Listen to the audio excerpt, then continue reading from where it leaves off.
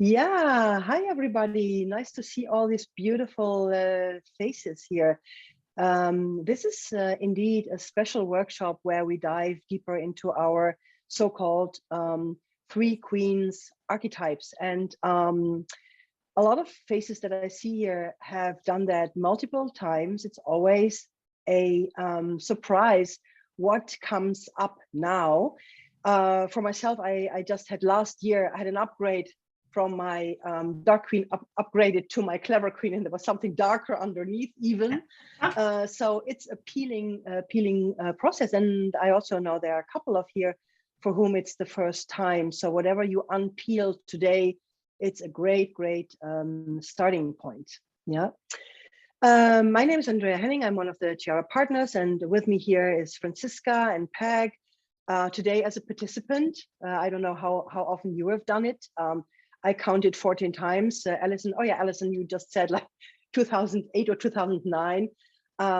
So there's always something new coming up. So whether you have done it for the first time or you have done it multiple times, there you dig deeper.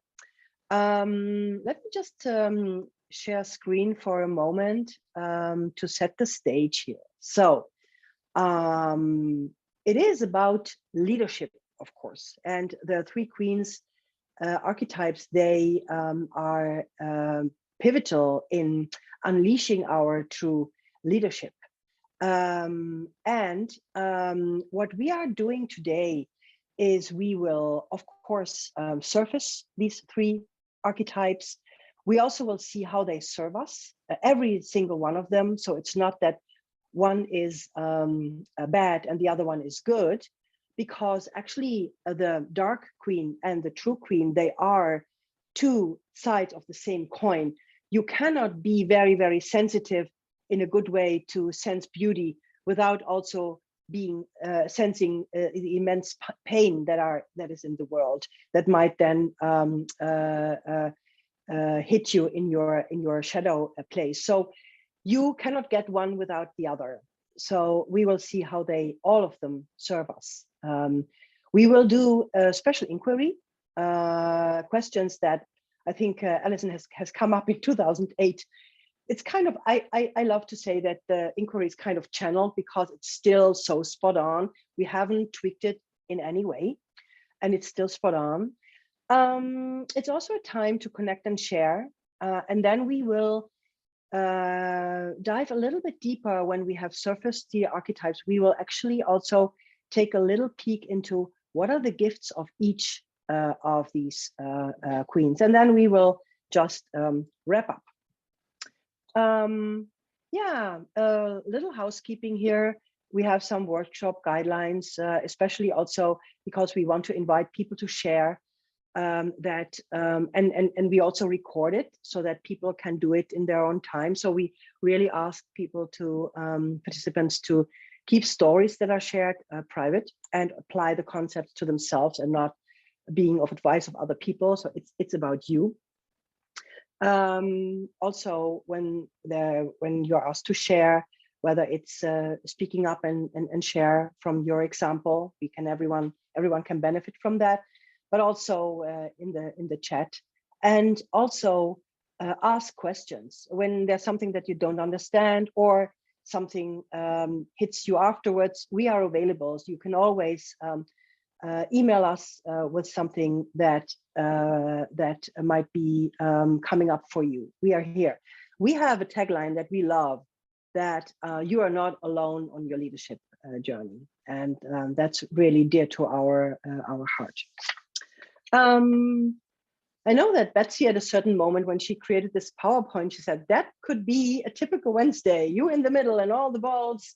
I don't know who plays tennis, but there was a time when I practiced tennis that there was this machine, and sometimes the machine goes quicker than you and all the balls that you try to hit back. And it can be very exhausting. And what we want is a more calm visual where we are somehow in the center and we can move around. So we stay in the center, and when you are centered, you can actually be responsive instead of reactive all the time. And that is how the knowledge of the three queens really, really serve us? And how does this knowledge serve us? First of all, it serves us in a bigger acceptance of all of us, the good, the bad, and the ugly, and that we can actually see and embrace that one is not existent without the other. That piece that really bugs you, your shadow side, is also your most beautiful side. You might see that with others and not with yourself, but believe me, what we also hope is that there comes an understanding that you actually can embrace also yourself as a whole being. Wholeness is important, and that you can integrate these different personas in yourself, so that every one of them serves you in a way, and that you decide who you let behind the driver's seat. It teaches us flexibility. Once we know who we are, that has to do with the ability to respond to certain situations instead of having an automatic, how we call it, reaction. Yeah. And also adaptability. These two, by the way, are pivotal competencies in our more and more complex world, society, work. So everyone has to learn it. And if we wouldn't have been convinced yet with the COVID, where the whole context is moving, I mean, there's no escape. So we hope that also your knowledge of your own set of queens helps you to in this flexibility and adaptivity. Self-trust, wouldn't that be nice if we would be able to trust ourselves, to trust our instincts, to trust who we are, and not criticize ourselves all the time for everything. And related to that is self-compassion. If you are hit in your dark queen spot, which I often call, it's existential, it feels existential to you. It feels so uncomfortable. It feels so overwhelming or painful that and you cannot help it. So once you know it, you also know, oh, this is my soft spot, as I would call it. There's my vulnerability coming from, and you can actually practice self-compassion and self-forgiveness. And at the end, you could say, bottom line, peace of mind. And isn't that something that all of us could use? Okay, so just briefly that, I will not go into that a big time, but some of us here on this call also have done the 15 Days to Wow program, where you actually have created a plan, where you haven't created the plan on all these levels, but you have created a plan where you want some outcomes on the environmental level. You have thought about some behaviors that might serve you to get there. You might have given some thought to skills and capabilities and to your values, or you haven't done that at all. That's also fine. But why I am showing this is because I want to show you that what we are doing today actually is on this level of identity. Who you are being and what you are doing to fulfill your mission, where you are connected to your source of inspiration. And we strongly believe that who you are being and what you're doing has a lot more impact than just displaying other behavior. I say that again, who you are being and what you're doing has much more impact than just displaying or learning new behavior. So every tweak that you give on the identity level has a huge impact on your environment. And the three queen archetype actually is created as a simplification of our complex personalities. There might be a lot of nuances there, but we have boiled it down to three: your shadow side, which we call your dark queen, your true side, that we call your true queen, and some persona in the middle who tries to be successful in the world and tries to protect ourselves, and we call her the clever queen. So you could imagine that what we call I, now we have, even if it's simplified, we have complexified it a little bit into 3 personas. And every persona, when you let her behind the steering wheel, has a different impact and results in the environment. And what we want is actually that we let our true persona behind the steering wheel more and more, while using the skills of the other personas, because that is then how we are more effective, impactful, in alignment with what we stand for, in alignment with our mission. So that is just a little bit a placeholder, or like a context, where we place the 3 queens. So let me just see if everyone's still on board. Any questions so far? Are you ready to dive in? Ready? Okay. So I will share screen again, but I will also invite you to listen to the question and not so much read it, and intuitively give an answer to that. They are pretty general questions. We start with the Dark Queen inquiry. So you just write down what comes to mind intuitively. Don't overthink it. There are some questions that you will see like, or think like, oh, this is the same. It might be for someone, and for someone else, it might just surface another nuance. There might be a question where you think, I don't have any answer to that. Then keep it blank. And there might be questions that hit home immediately. This is then a little bit of a pointer to, oh, there's some gold to dig here. I warn you, the Dark Queen is not someone that you want to live with every day. So it's getting a little bit uncomfortable maybe to dive in, but give yourself the gift of doing that. Let's see what theme surfaces here for you. Yeah, okay. I will go back to screen share. And then, so take a deep breath. You have pen and paper ready. I start with the first question. And the first question is, what are your concerns? What do you worry about? Just in general. Just in general. What are your concerns? What do you worry about? Just in general. Jot down some answers here.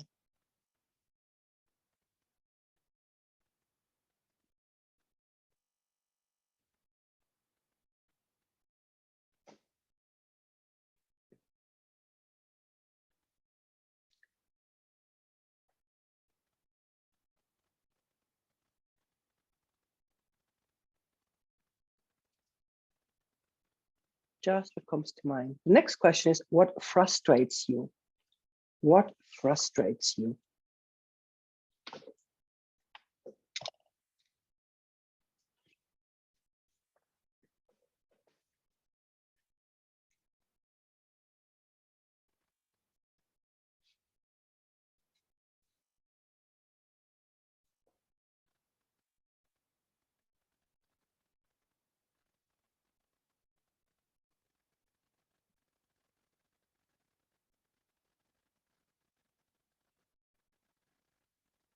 Next question is, what angers you?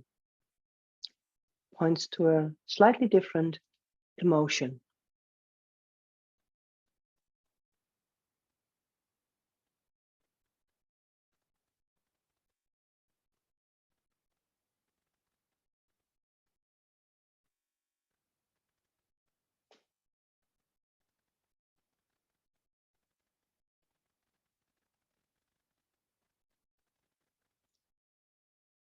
What are you afraid of?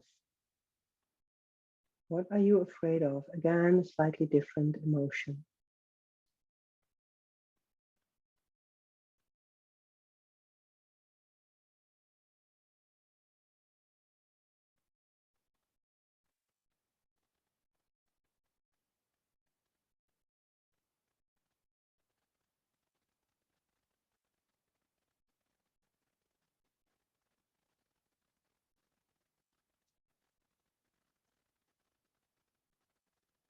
Now comes a slightly different one, one with a little bit of a twist. What are you most afraid that others will find out about you? A little soul searching here. What are you most afraid that others will find out about you?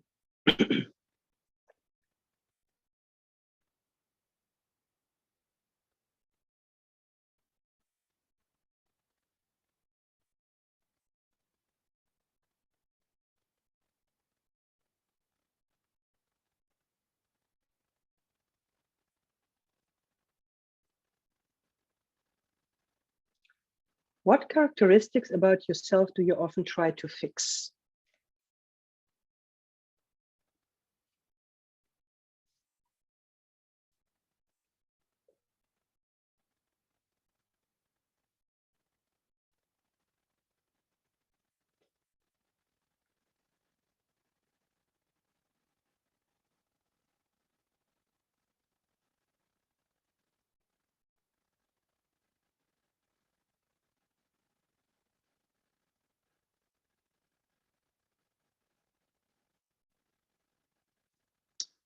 And my favorite, what are you ashamed of or feel guilty about?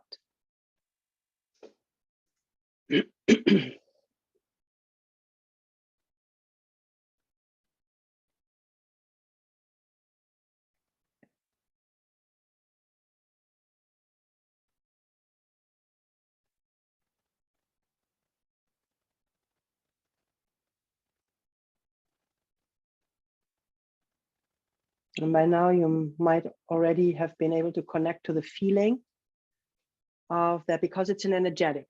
These questions evoke an energetic. And maybe one question already resonated more than others. You can then already make a little mark here. I'll give you another minute to marinate in it before I go to the next slide.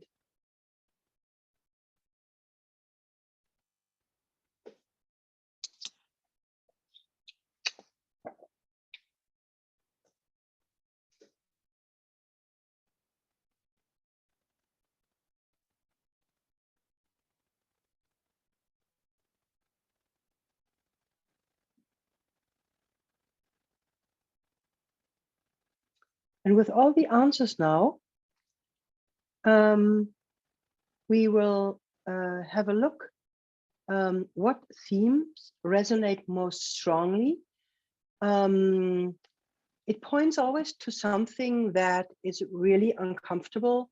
It might evoke fear, it might evoke anger, something that feels dark to you that you don't display easily to the outside world. So what does resonate most strongly? And where in your body do you feel it? Where do you feel that energetic? And maybe you can always also give this energetic a name. My dark queen is called Queen, and give it a name. And trust what comes up for you now, especially if you've done it not so often or for the first time.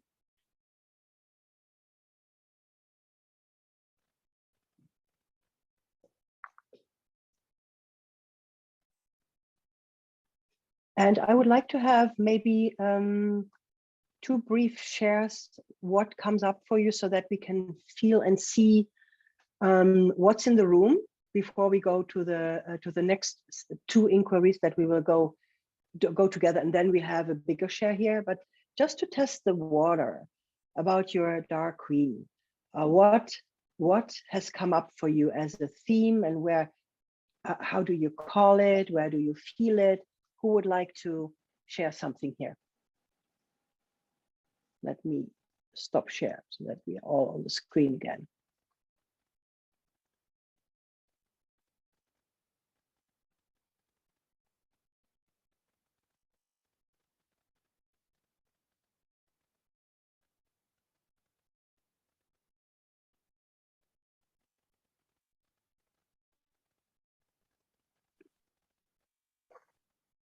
I'm happy to share. Yes, what comes up for you? I'm always surprised to see how much fear is present, and how fear is a blocking factor. Yes, yes. So your dark queen brings you into a fearful place. Yes. So you feel the fear. Yeah. And where do you feel it? When you go into that place, where in your body do you feel it? Where does it resonate? Probably I would say the chest. Like The not, chest. not breathing, like making myself constricting. Yes, small and constricting. Yeah. And which question did resonate most with you? Was it about the concerns, the frustration, the anger, or the fear? What are you afraid of? Peace. Which one resonated most? Not sure there was one specific one. Maybe, yeah, I'm looking at the questions. Yeah, maybe the concerns, the worries, what Yes. you're Yeah. of it. Yeah. Yeah. Yeah. Yeah. And what it does is that you feel this constrain your chest. It's the constriction and the breathing. Yeah. Yeah. Yeah. Thank you. Yeah. Someone else. What do you see in your dark queen here? So Andrea, my dark queen she's evolved over the years, thankfully. You discover something new, but there are some very consistent themes that come through in terms Yes. of my dark queen, and that's just kind of fundamentally at the root of it. But I would say that the themes are pretty consistent around times when I don't feel like enough, if I feel like I'm failing at something, needing to be on the watch. So I'm calling her Queen Vigilant because it feels like when that happens, then there's it's like it signals to me that I need to be looking out for. The fear has me feel like I need to be on the lookout, if you will. In terms of where I feel it, it's nervousness and anxiety. Those are the energy that gets triggered. And I either feel it in my gut or it causes really rapid heartbeat. That's sometimes one of the first clues for me is when my heart starts racing. It's like, whoa, what's going on here? So sometimes that happens even before I might even be as conscious of the fact that I'm beginning to experience that level of fear. Exactly. Yeah. And you call her Queen Vigilant. Yeah. Thank you. Yeah. Always on the lookout. Always on the lookout. Yeah. Exactly. Who has a completely different queen, and maybe someone who has the strongest reaction to frustration? Is there anyone who has a very strong response to frustration here? Or not? We don't have. Yes, we have Erin. Erin? No, it's Erin also not. Wait a minute. Iris, wait a minute. Oh, maybe. Wait, yeah, I will call on you in a minute. Erin, you nodded with frustration. So frustration, yeah. Where does it point to? Where does it point to you? What does it do for you? What happens inside of you? Yeah, I think a little similar to what we talked about before, like in the chest, it feels constricting. I see myself not accomplishing sometimes the things I need to do. It feels stuck and heavy. You feel stuck and heavy. Yeah, you really feel stuck and heavy. What often happens with the frustration is that it points to anger. But I have seen very, very angry people that you would never tell that there's anger underneath in their dark queen. They look very, very sympathetic and friendly and kind. Yes, exactly. So there's this volcano inside. Yeah, that's interesting. Thank you, Erin. Yeah, Iris, you also responded to frustration. So what have you seen with your dark queen, and maybe some new insights or the same like with Peg? Oh, well, she's a little different this time than the other times. It was always about control, lack of control, the dark queen. But this time it's more about it's feeling it in my stomach, in my upper stomach, and it's about well, there is an expression in Hebrew that you give full power and you stay in neutral, like in the car. like you try and you try and try and nothing happens. And this is how it feels like, you know, trying and trying and trying and nothing happens. Mhm, mhm. And Yeah, this exactly. is the feeling of frustration for me. Yeah. And this feeling, does it point to a new layer of your Dark Queen that is underneath the control? I think so. I think Yeah. it's like, yeah, it's part of lack of control, but it's a Mhm. part of the being proactive and not getting anywhere. Exactly. And Exactly. it's not Yeah. it's not all the lack of control, like being sick and other stuff of Yeah. concerning control. Yeah. So Yeah. it's a, I Yeah. guess it's another layer. You're right. Yes. Yeah. Yeah. It's the getting nowhere thing. It's like, as I say, when we get to the core of this energetic, it is existential. It feels existential. This is as big as it is. Yeah. Thank you. Yeah. Okay. So let's go to the next two inquiries. I will take the inquiry of the Clever Queen together with the True Queen. The Clever Queen might be someone that is very familiar to you, and I take these two inquiries together because in comparing them, you see and feel the difference. And then we will share again and talk about it. Yeah. Okay, I will share my screen again. And we shake it off a bit and we take the next inquiry step and we go into our Clever Queen. And the first question is, how do I react to feeling afraid and ashamed?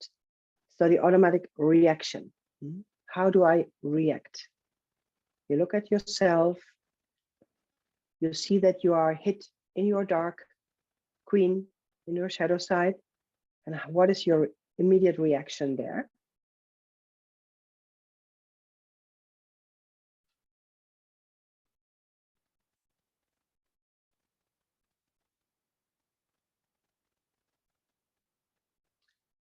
Next question is pointing you to the same direction. How do I compensate for my Dark Queen? How do I do that?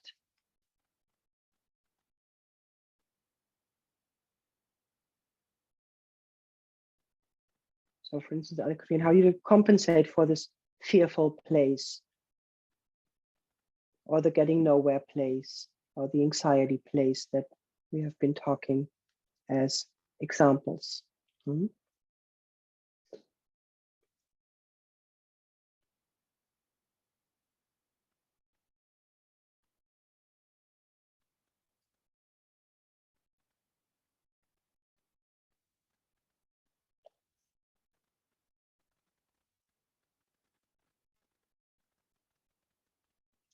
next question is, what have I done to try to fix this about myself? What were my strategies so that my Dark Queen doesn't show up all the time, or at least to the outside world? So what have I done to try to fix this about myself?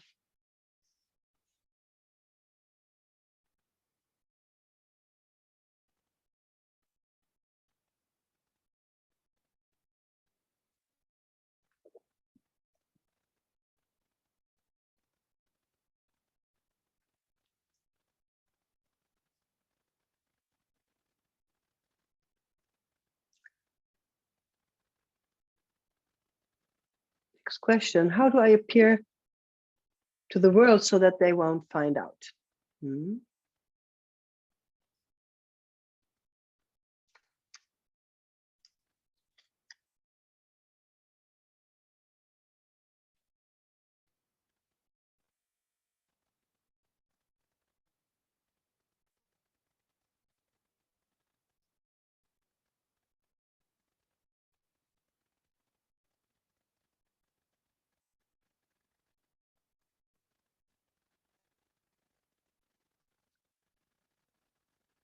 Another nuance to the same question is about what is my persona or shtick that I'm perfecting? It's kind of the same as how do I appear to the world? Shtick is a Yiddish word, isn't it, Alison?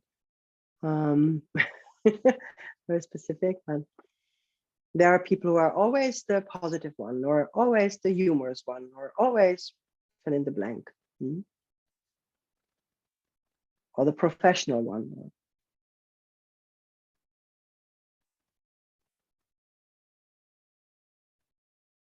The last one is, what strategies do I use to succeed? And I give you another minute to fill in some blanks here.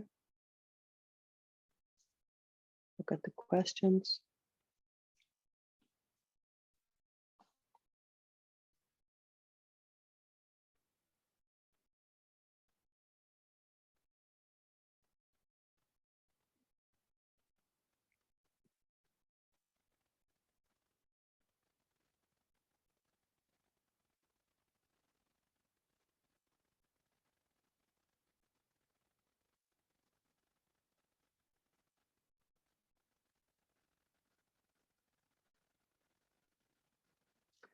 And again, with that, you can look at the themes.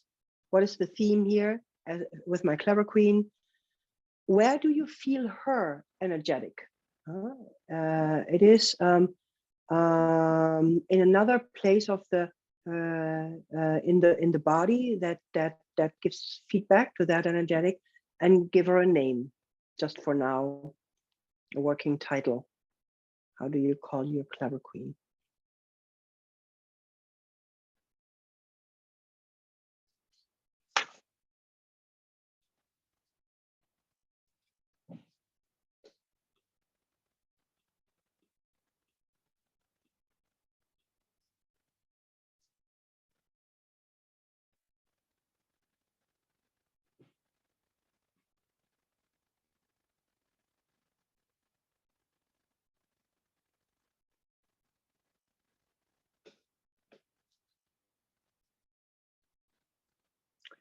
And she is your defense mechanism towards the world. So she's also not good or bad. She does her utmost best to help you survive and grow. And when we get stuck only in our Clever Queen, it never makes us completely happy. What makes us really completely happy is the energetic of our true queen. So I would like us to get into our next inquiry. Is there anyone who needs more time for the Clever Queen? You can just give me a little sign. I think everyone is on board. So let's see. Good. So again, shake it off, and we are going to have the inquiry of our true queen here. And the first question is, what do I love about being alive? It takes a little change of direction. Tap into, what do I love about being alive?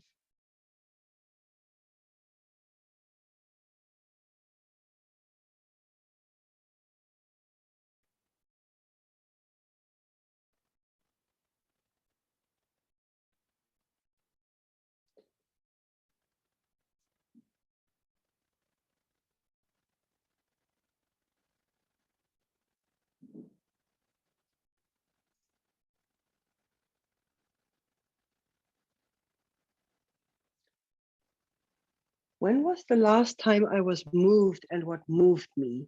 And in this context, we mean in a positive way, you know, how your heart can open and how things can maybe bring you to tears because of its beauty, or you see some kindness or whatever it is that moves you. When was the last time, and what was it that moved you? What was it about?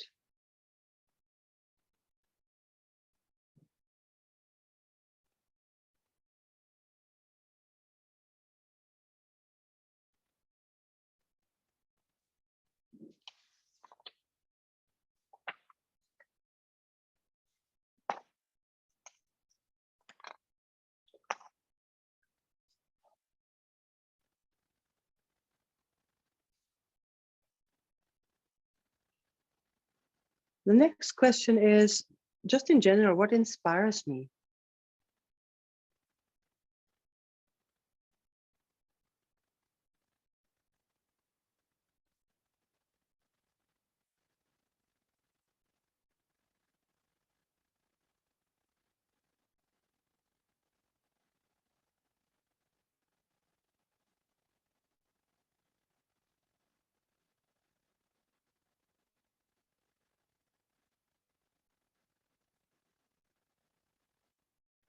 And what do I feel passionate about? What are the things?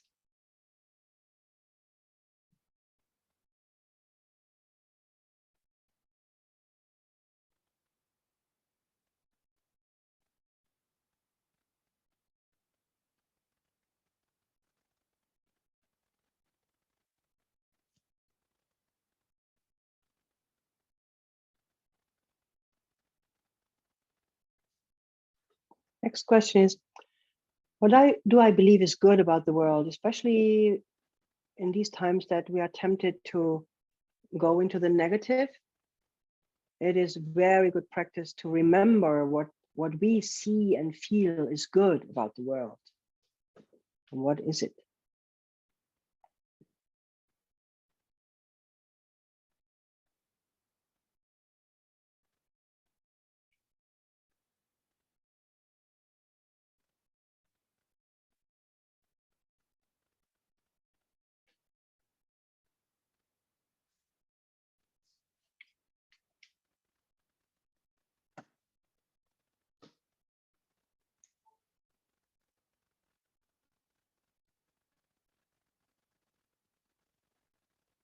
And the last question is, when do I feel most alive? You can also think back at situations where you felt this aliveness.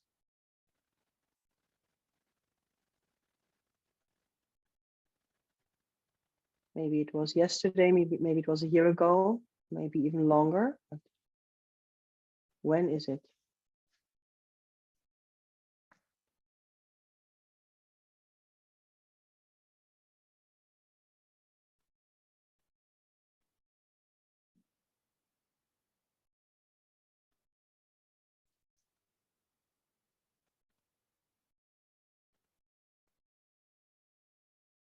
And maybe by now you can already feel into how different that feels when you connect to these answers.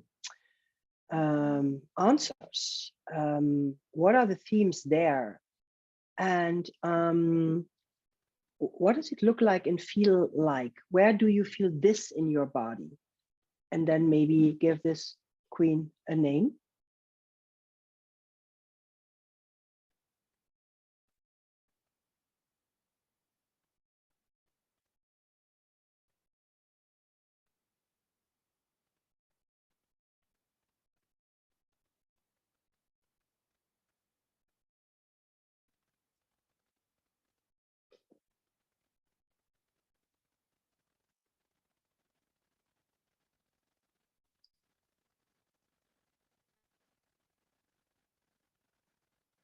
And with that, it's very interesting to look into the difference.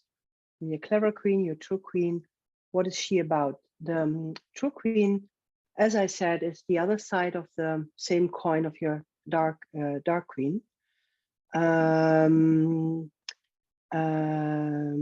So let's see. When you are ready to share, we will look into it. What have you discovered about your clever and your true queen? Let's have a couple of shares here.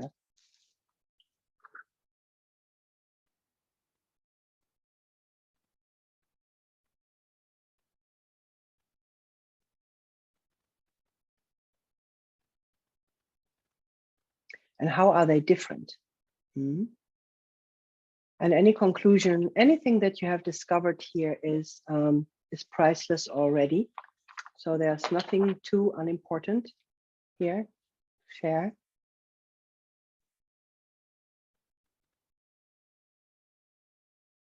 So who would like to? I would like to say something. Yes. When I was writing my answers about the clever queen, I had a feeling that was the cover-up queen. So I also named it like cover up. And I also associated as the mask we put to be someone we want to be or we would like to be. And when I was answering the questions about my true queen, I was thinking that I think too less about the things that inspires me, that why I come out my bed every day. So that was a Yes. very good exercise. Yeah, exactly. Do you have any idea? I mean, this is also one of the insights that we can gain, that we haven't been there for quite some time, and we should be there more, which of course is part of also the intention of this exercise. But when you have been there, what is she about? What is your true queen about? It is, for me, it is like a relief, a feeling of relief. And I feel it in my stomach, and with the other queens, I felt it in my chest. So that's the difference. Yes. Where I feel it in my body. Yes, exactly. So it's really so she's actually also relaxed. Does she have a relaxed attitude to life? Yeah. Yeah. And your dark queen is what was your dark queen? Being afraid. Exactly. So you have the afraid, and then you have here your true queen is actually really relaxed in life, huh? And probably the cover-up queen, she pretends to be relaxed maybe, but behind the mask there's something else going on. So that is very interesting to look into. And another point is that and for you, I think it's the first time that you are diving into that. Yeah, that a lot of people say, yeah, it's easy to be relaxed, to be my true queen in this and this and this and this and this circumstances, and it's not easy in this and that circumstances. However, what we want to train ourselves into is that we have every time we have the choice to step into the energetic of our true queen and face the world from there. It takes practice, but it's like a piece of being present in that identity and not being reacting to the context that the outward world shows us. And that is mastery, and that is personal leadership. And that is something that, of course, we need to shift our understanding of it, and be more that, and remember how it feels and step into that. And then just a very practical example, when we are in a meeting, for instance, and we realize that something hits us in our dark queen because we feel it in our body, instead of then stepping into the clever queen, we can see, oh, remember, what would our true queen do here? We can also move a little bit, move the body a little bit, and then have a different response to a situation where we normally would react in a certain way. And that is also why this is part of leadership. So you are then the one who directs, and not the circumstances direct you. Yeah. So that is actually why we are doing this, and that's the beauty of it. Thanks for sharing, Stacy. Thank you. Who would like to share something that she has discovered here? Dark, clever, and true. And there's no right and wrong answer yet. There's just sharing, and you know that with every sharing that anyone does, there comes more clarity for the whole group, for everyone. Yeah. Anita, I'm curious. You have been doing it also for quite something. You knew. So have you discovered something, something new here, or something rediscovered something old? How about you?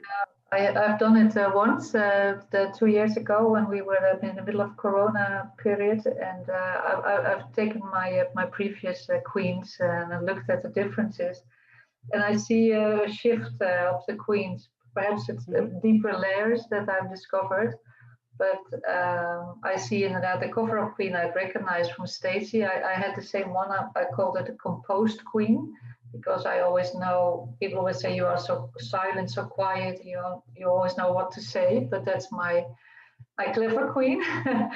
And I saw the true queen really is the loved one. I mean, I like to gather people around me, and I feel happy when people are united around me, when I can unite people and bring them together. That's really something that gives me a lot of energy. Yeah, yeah. I know that when I'm being attacked, when I feel like I'm being attacked, my dark queen can respond very violently. And I know that. And what you just said in the meetings, I have to, instead of being composed, try to find my true queen to give the real response. I know when I'm in my true queen, I really feel at ease. But my composed queen, always thinking, what should I say? Should I say this? Should I say that? And it's never the right answer. I never read the right way, and then I feel, then you start, you get your fear from your dark queen, so you're running around in circles. So I have to break through those circles, and this is insight. Yeah, exactly. And as I remember, what is front and center for you, it's this connection, but it's really on a soul level also. It's this on really soul level, yes, that's true. Yes, yeah. Then that's something I sometimes you just forget, being busy and having to do a lot of things, being on your own in your office for 2 years.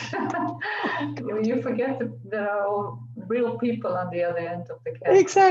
Exactly. You also can see, depending on your queens and values, that the whole COVID situation can take its toll more or less. That can also be very personal. And also knowing that is very, very, very important, because then you can maybe act differently. What I want now is just to pause for a moment and look at whatever you have found is already priceless there. You can always revisit, you can refine, you can rewatch. But I want us to also realize that this is our team of queens, and all of them have a gift. So the dark queen, she taught us something, or she still is teaching us something. There's a gift. So just pause for a moment and stand still by, what have I learned by living with my dark queen? What has my clever queen taught me? What is the gift of my clever queen? And then what is the gift of my true queen? And what I realized is that the dark and clever, they have brought us a lot. And the gift of the true queen still is a little bit unwrapped here. So that's something to looking forward to. If I am more my true queen, what kind of gifts are there that might still be unwrapped under the Christmas tree, or sometimes wrapped out and then go away again. So just pause for a moment and look lovingly at your queens. How have they, every one of them, how have they served you?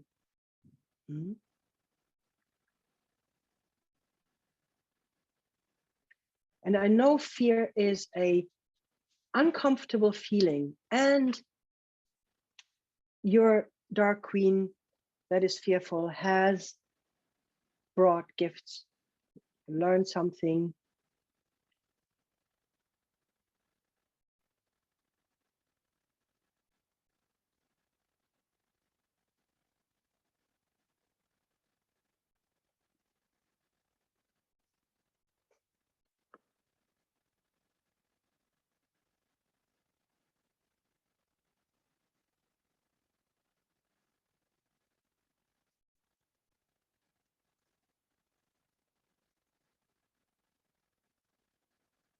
And we have 2 more minutes, because I think we promised to stop at 55 so that people can transition to the next call. I would like to have one share what you discovered about the gifts of your 3 queens. Anyone who discovered how have they served me?